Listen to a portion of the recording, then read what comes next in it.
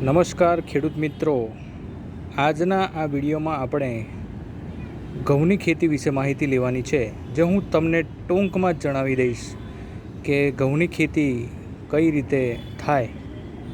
તમે જાણતા જ હશો, પણ એક વૈજ્ઞાનિક ઢબે જો તમારે કરવી હોય તો એના માટે થોડી માહિતી તમને આપીશ. પહેલો તો આપણે વાવણી સમય, તો એનો વાવણી સમય કયો છે? તો વાવણી સમય સમયસરની વાવણી માટે 15 નવેમ્બરથી લઈને 25 નવેમ્બર સુધીનો છે. તેનાથી પણ વહેલી વાવણી કરી શકાય, એના માટે પણ જાત અલગ આવે છે. અને 25 નવેમ્બરથી 10 ડિસેમ્બર સુધી પણ વાવણી કરી શકાય, એની જાત પણ અલગ આવે છે. 173 નંબરની જાત આવે છે, જે વહેલી પાકે છે.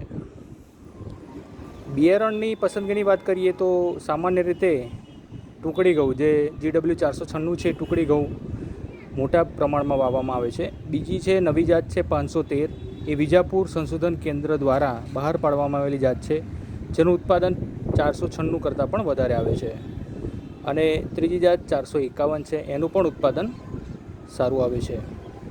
બિયારણના દરની વાત કરીએ તો 100 કિલોગ્રામ બિયારણ 1 હેક્ટર એટલે કે 4 વીઘા માટે જરૂરી પડે છે, જે તમે 40 કિલોગ્રામ બિયારણ 1 એકર માટે પણ વાપરી શકાય છે.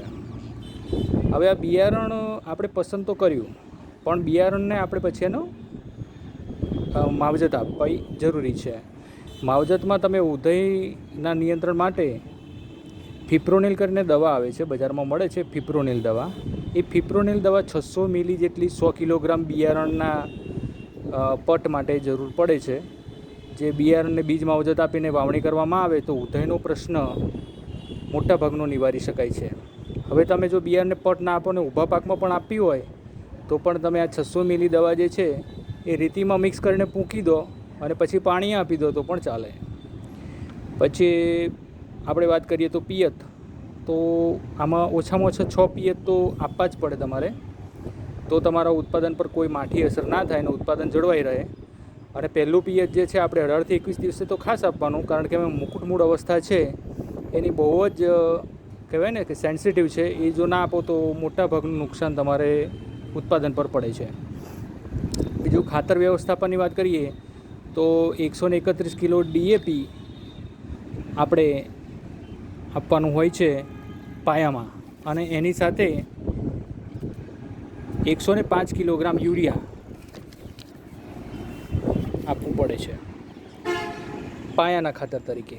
બાકીનું જે 105 છે એ 21 દિવસે તમે આપો પિયત આપ્યા પછી તો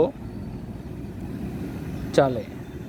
એટલે આને ખાતરને એક સાથે ના આપતા આપણે જો એનો ભાગ કરીને આ રીતે આપીએ તો ખૂબ જ સારું આપણને ઉત્પાદન મળી શકે છે. નિંદામણ નિયંત્રણની વાત કરીએ તો બેઝાલિન કરીને પેન્ડિમિથિલિન દવા છે, પેન્ડિમિથિલિન, જેને બેઝાલિન તરીકે પણ ઓળખવામાં આવે છે. તમે એ વાવણી પછી તરત જ મતલબ આપી દો. વાવણી કર્યા પછી 3 દિવસ સુધી તમે આપો, 2-3 દિવસ સુધી તો ચાલે. અને પછી 21 દિવસે ક્લોડિનોફોપ પ્રોપરગાઇલ અને મેટ સલ્ફ્યુરન મિથાઇલ એનું મિશ્રણની દવા મળે છે બજારમાં. એ દવા તમે વાપરો કે 400 ગ્રામ પ્રતિ 400 લીટર પાણી, આ છે માપ 1 હેક્ટરનું એટલે કે 4 વીઘાનું માપ છે. તો જેટલું તમે જો પંપ લેતા હોય 15 લીટરનો તો 15 ગ્રામ નાખવાનું. એ રીતનો આનો ડોઝ છે, જેનાથી તમારા ઘઉંમાં નિંદામણનો કોઈ પ્રશ્ન રહે નહીં. પછી પાકવાના દિવસો કહીએ તો 90થી 120 દિવસે પાકી જાય છે. અને ઉત્પાદન તો 50થી 70 મણ પ્રતિ વીઘે ઉત્પાદન મળે છે, જે તમારી માવજત ઉપર જાય. જો સારી માવજત કરવામાં હોય તો 70 મણ પણ મળે છે, અને ઓછી માવજત હોય તો 50 મણ તો મળે. એ તમારી માવજત ઉપર જાય છે. અસ્તુ.